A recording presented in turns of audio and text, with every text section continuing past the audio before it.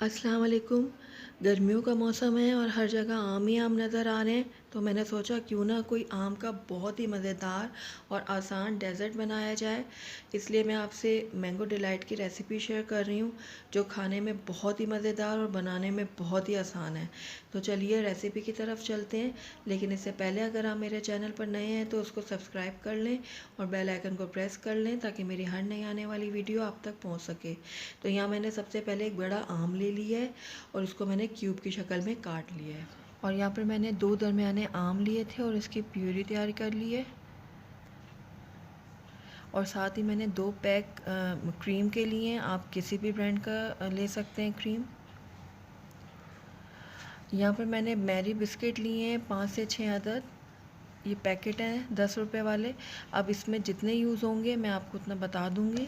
और आधा कप मैंने कंडेंस मिल्क का लिया है, अगर मुझे ज़रूरत पड़ी तो मैं थोड़ा सा और भी कंडेंस मिल्क ऐड कर लूँगी, क्योंकि आम के हिसाब से कंडेंस मिल्क यूज़ होगा, जितना आम मीठा होगा उस हिसाब से कंडेंस मिल्क डलेगा।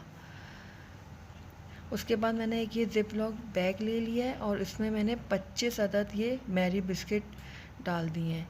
अब इसको मैं हल्का हल्का करके क्रश कर लूँगी।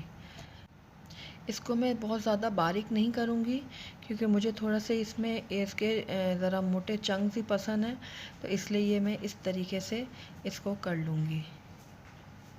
ये देख सकते हैं आप। अब इस क्रीम को मैंने फ्रीज़र में रख दिया था, इसको अच्छी तरीके से मैंने चिल कर लिया था। इसको अब मैं बीट कर लूँगी। इसको बीट करने में मुझे 2 से 3 मिनट लगेंगे।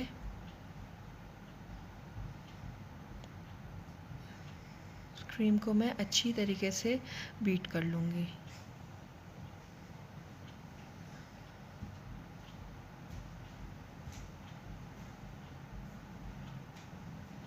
ये देखें 3 मिनट हो चुके हैं।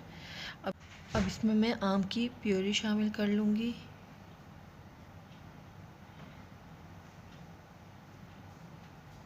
साथ ही कंडेंस मिल्क शामिल कर लूँगी। ये मेरा होममेड है, अगर आप चाहें तो इसकी रेसिपी मेरे चैनल पर देख सकते हैं। अब इन तीनों चीज़ों को मैं अच्छी तरीके से 1 मिनट के लिए दोबारा से बीट कर लूँगी।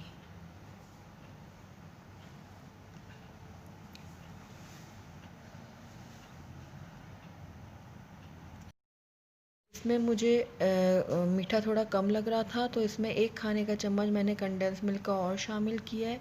आप भी जब बनाएं तो अपने आम की मिठास के हिसाब से कंडेंस मिल्क की क्वांटिटी को बैलेंस कर लीजिएगा। अब मैं इसको दोबारा से मिक्स कर लूँगी। ये देखिए हमारे रेडी हो गया ये। अब मैंने एक डिश ले ली है और उसमें जो मैंने मैरी बिस्किट को क्रश किया था उसकी लेयर लगाई है। उसके बाद मैं ऊपर से ये क्रीम शामिल कर दूँगी। ये देखें इस तरीके से। आइए अब इसकी हम गार्निशिंग कर लेते हैं। मैरी बिस्किट में से मैंने थोड़े से बिस्किट बचा लिए थे, अब ऊपर से मैं उसकी गार्निशिंग कर रही हूँ इस तरीके से। आपको जिस तरीके से पसंद आए आप उस तरीके से ऊपर से गार्निश कर लें।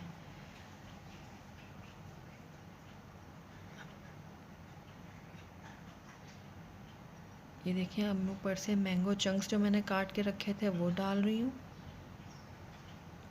साथ ही मैं थोड़ी सी इसमें जेली भी डालूँगी, उससे थोड़ा सा एक बहुत अच्छा लुक आ जाएगा प्रेजेंटेशन का।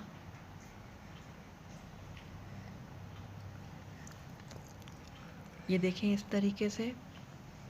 ये बहुत ही मज़े का और बहुत ही टेस्टी तैयार होता है। आप इसको ज़रूर ट्राई कीजिएगा, आपको ये ज़रूर पसंद आएगा। लेकिन सर्व करने से पहले इसको अच्छी तरीके से फ्रीज़र में रख कर चिल कर लीजिएगा।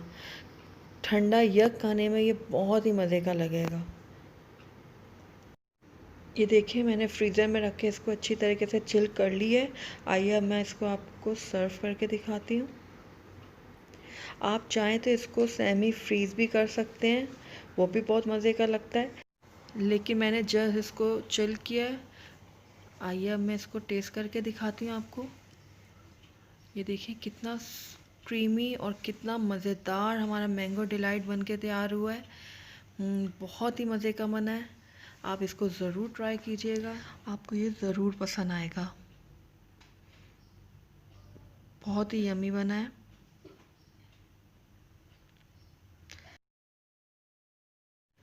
अगर आपको मेरी ये वीडियो पसंद आई है तो उसको लाइक करें, शेयर करें, और अगर मेरे चैनल पर नए हैं तो उसको सब्सक्राइब कर लें और बेल आइकन को प्रेस कर लें ताकि मेरी हर नई आने वाली वीडियो आप तक पहुंच सके।